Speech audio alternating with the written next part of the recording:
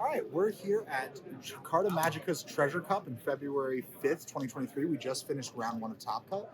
We're here with Robert McCandless, and he's playing Mono Purple Kaido. He's got a very interesting list, making it all the way to top 16 day two. And I wanted to ask you about your list so we can go over your deck list here, Absolutely. guide us wherever you'd like, and feel free to let me know what you're thinking. All right. So I'm going to start off over here. I'm going to work my way this way. You got it. Over here we have the blockers. These are just generic blockers. We have the eight. We have eight blockers over here. Nothing much to say about that. It's just staple in pretty much every Kaido deck. Over here we have our 2K counters in the hand. I don't really use Sasuke for anything other than a 2K counter, so I may be switching them out for Orochi just to be able to search the deck and be able to see, maybe be able to count and see where Onigashima is or my Kaidos are. If they're in the life area, I can kind of just see what's in the deck. So that you know to take life maybe instead of saving your life. Right? That way I could take a hit if I think I'm going to draw it. X-Drake, he performed very well in the tournament. I was facing a kid user. I kept swinging 5Ks at his life and got him down to one card in his hand. I knew he searched for an 8-drop with Bonnie. So I had 5 Don left. I played my kid, made him drop the 8. He had no cards left in hand or on the field, so excellent. I was able to kind of maintain my resources and maintain control like that. 4 Blast Breath, pretty much a staple in every Kaido deck, not much to say there. Over here we have our Don gainers. So we have Jack at the top. I didn't play him, I think, ever in the entire tournament. So I'm definitely going to switch him out. I think I'm going to take 2 of him out and 2 of Sasaki out for Orochi. I think that's what I'm going to do and keep. So you'll up your 2K counter. Yeah, because the 2K counters perform very, very well for me. And honestly, I wish I would have seen him when I was in the final match. If I had some more 2K counters instead of Jack, I would have actually. I don't know if I would have won, but I would have been able to prolong the match. Yeah. So Hold'em, he's an interesting choice. I keep getting a lot of comments about him. Hold'em is a very interesting choice. I like him for 2 reasons. I may up him to 3 and take 1 Jack out. And the reason for that is because he's a 3-drop 4K attacker. With 1 Don, he can swing every turn on the opponent's life. And the opponent has to make the choice. Do they want to swing at him and give me a Don? Or do they want to continue guarding against a 5K attacker? The other good use of Hold'em is with 10-drop Kaido. There was a moment in the tournament where I had 1 of him on the field and played 10-drop. I went from 4 Don to 5 Don. With Onigashima, I went up to 6, and then next turn I was up to 8, so I was still able to play my 7-drop King and still have 1 Don left over for Blast Breath. So he's a very good comboer into 10-drop Kaido, and even so, like I said, the opponent rarely wants to attack him anyway, so when he's on the board, he's kind of on the board. Constant pressure. Yeah, he's just constant pressure. Onigashima, staple in the deck. Every Kaido deck should have it. 4 of. Over here we have Sasaki, very, very good card. I like him at 3. I tried 4. I think I saw him way too much when I had 4. But if I were to take out Jack and not do Orochi, I would take out 2 of these and do 1 more of Hold'em and 1 more of Sasaki. And Sasaki, really, really good card. Drop him for 3, minus a Don, draw a card. He has saved me so many times. And there's been times where I've even played 2 of him when I've had 10 Don to drop me down to 8, get plus 2, rather than discarding with Queen. I just got my Don back the very next turn, so he was a very, very good card in this deck. Queen over here, pretty much I think a staple in every Kaido deck. You drop them, you draw the 2 cards, you minus 1. There was actually a time when I was facing a Doflamingo player, and I had 2 Queens in my hand. I had an Onigashima on the field, and I had 2 more Onigashima. I played the 2 Queens, discarded the Onigashima, and then he bounced my Queen back to my hand with a Doflamingo. And then when I played Queen again, I drew another Onigashima. So that was the most optimal play for Queen. I plus so hard on that. That was the most optimal play possible. The Queen, essential to any Kaido deck. Over here we have Kamazo. I get people saying that this is a weird choice as well, but similar to the Hold'em, only worse, more aggressive. He is constant pressure on the board. If anything, he's a 5K attacker every single turn. With 2 Don, he's a 7K attacker, very hard to block against. And against green, blue, even purple, like red, like he hits so many cards with his effect. Basically, what he does when he is on KO, he minuses 1 Don, and he pops a 5 or less character on the opponent's side of the field. Again, constant pressure. They rarely want to touch him, and when you can get 2 of him on the field, and they got like a 5-drop Law or a 5-drop Luffy, or 5-drop queen or something like that, they're very hesitant on even wanting to swing at him. So I can just constantly keep swinging and either taking the resources from their hand or taking their life. Over here, so I keep getting people saying that 1-drop king is too low, like I should add more. But honestly, whenever I see 7-drop king in my hand, I don't ever want to play him unless it's for like an out. He did give me a few victories against blue and green, just being able to wipe out their blockers when I had Kaido, one of the Kaidos on the field. But essentially, if you have 2 in your hand, he's pretty much a brick. You're never playing 2 kings. It's just it just doesn't really happen too often. But I do have 3 6-drop kings, and these have seen so much play. They've helped me so much throughout the entire tournament. And the thing that I like about them over 7-drop king is the fact that they only cost 1 Don to minus. So like essentially he's a 7-drop with -2. So you're kind of giving up your Don that you gain for that turn. You're losing that until next turn. But this guy, you're at least still up a Don, and they still have the same 7K attacker and everything. But he pops 4 cost or less. He's really versatile with that. I've seen, like I said, I've seen him perform really well in the tournament. Over here, I'm doing 2 and 2 Kaidos. I was considering dropping 1 10-drop Kaido, but I do kind of like the 2. And if I were to drop him, I would bring this one up to 3. And the main reason for that is because if you see 2 of him in your hand, you're likely not going to use both of them. But if you see 2 of him in your hand, 2 of the 9-drop, there's a good chance that you can play 2 of him. It's very possible that you can do that. And with the pop and the attack, you can either wipe 2 characters off their board or swing for life.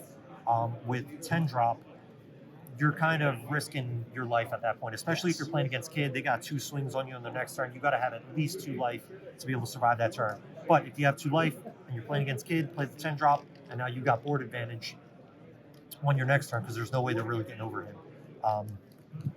That's pretty much it. Kaido is the, he's the leader. He's got this -7. And tell me about these 3 who's who. Oh, I'm sorry. I skipped right over him. So the 3 who's who, he's very good. There's been times where I've drawn who's who and king in my hand, and I was like, I really want to get king out on the field, but maybe they'll have 2 blockers, and rather than playing the 7-drop king, I'll play 2 who's who, pop 2 of their cards, and on my next turn, I gonna gain the Don back, but now I can stack and do 2 attacks with these who's who and either wipe out more of their characters on the field, or swing for life and try to get them to discard, trash some cards out of their hand. Yep, and now we got 2 5K attackers plus the leader, so we got 3 attackers on the board compared to 1 attacker plus 1 7-drop.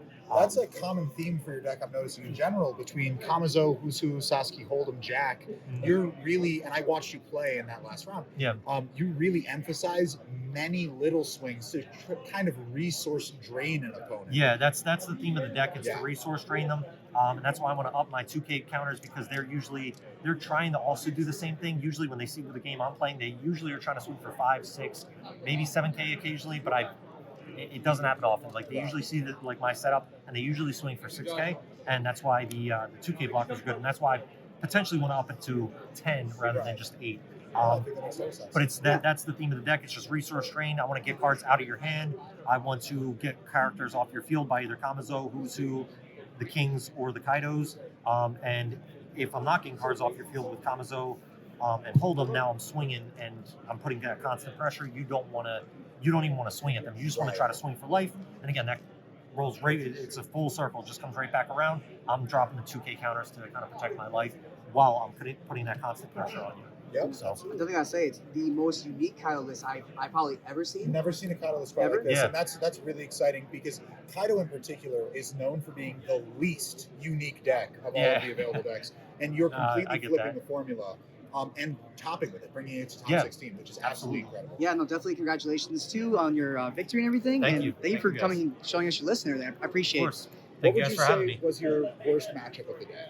What do you feel like Red. you struggled with? Red, Red. absolutely. Okay. I played. I played 6 kids in the first round yesterday. Wow. I lost to one of them. Okay. The guy was mad good. He was so crazy. He kind of played everything so optimally. Anything that I did, he had an answer for it. He was just crazy good. Right. Luffy, when I went against him, those rushers, man, they just rush you down. Even though, they were just hitting for 5K. I'm dropping the 2Ks to stop the 5K, and it's just it's not optimal. And I'm just like, there's not much I can do. I also didn't draw Onigashima. It was the one match where I did not draw Onigashima for the entire match. and I'm like, man, that was just the worst draw. That was the worst. That was the worst matchup. Was just red, green, blue, purple. I've done excellent against. It's just just red. I just struggle with. Which of those would you feel is your best matchup? What do you Kid. sit across? Oh, Kid. so you sit Kid. across from a kid and you're really confident. You're like, I Yeah. know that I can handle a kid. Absolutely, kid or Doflamingo. I only faced against 2 Doflamingos. I did very, very well against them, but the 2 Doflamingos that I faced against, they, I had 10 drop when they filled up their board, Yeah. and then I had 7 drop for the next turn, and then 6 drop. Both times I faced Doflamingo, I had these 3 cards in my hand, and I was able to kind of, every time they threw out a blocker, anytime they filled up their board, 10 drop. And then once they put out 2 blockers, king. And then once they put out another blocker, another king. So he was popping the boa, he was getting the walls out the way, and he was just clearing the board if things got a little too sticky.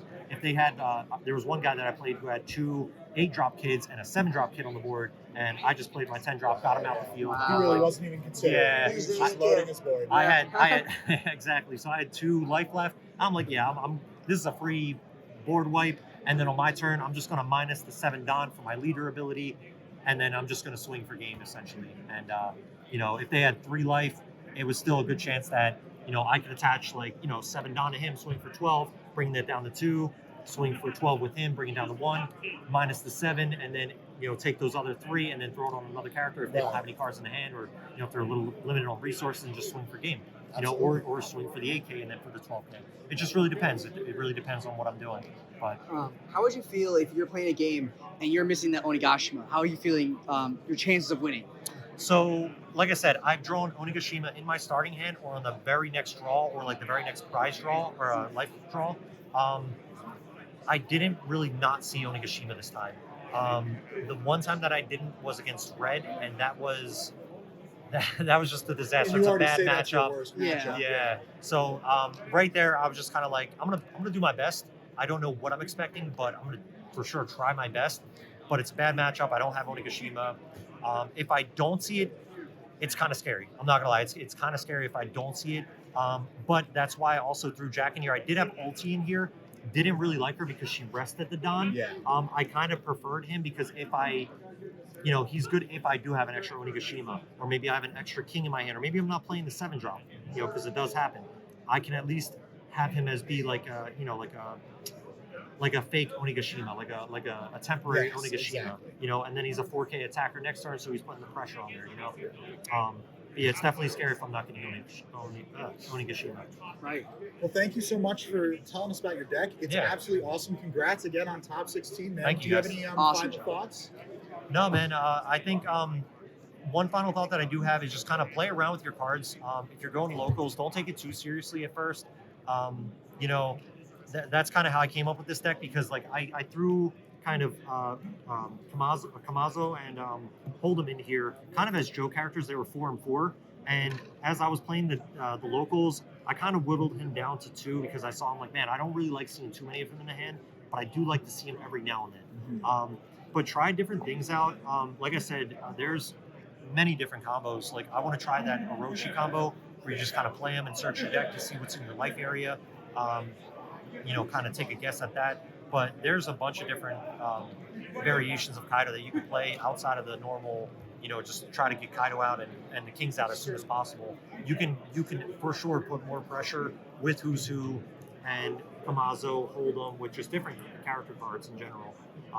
So just test things out at your locals, see what works for you. What works for somebody, you might read a deck list and say, man, this is the best deck out there, and try it. I've done that, and Yeah. they don't work out for my playstyle. I like to put that constant pressure of little swings here and there, and then when I whittle down your resources, play the 9 or the 10 drop Kaido, you have nothing left to defend against, and now I'm swinging for 10, 12K plus my leader every single turn, and then whatever else I can play. So definitely try to be resourceful, but definitely try to Be experimental. experimental. Try to do your own thing. Yeah. No. Again, congrats. Thanks you again for showing us your list. I Absolutely. appreciate it. Thank you guys for having me.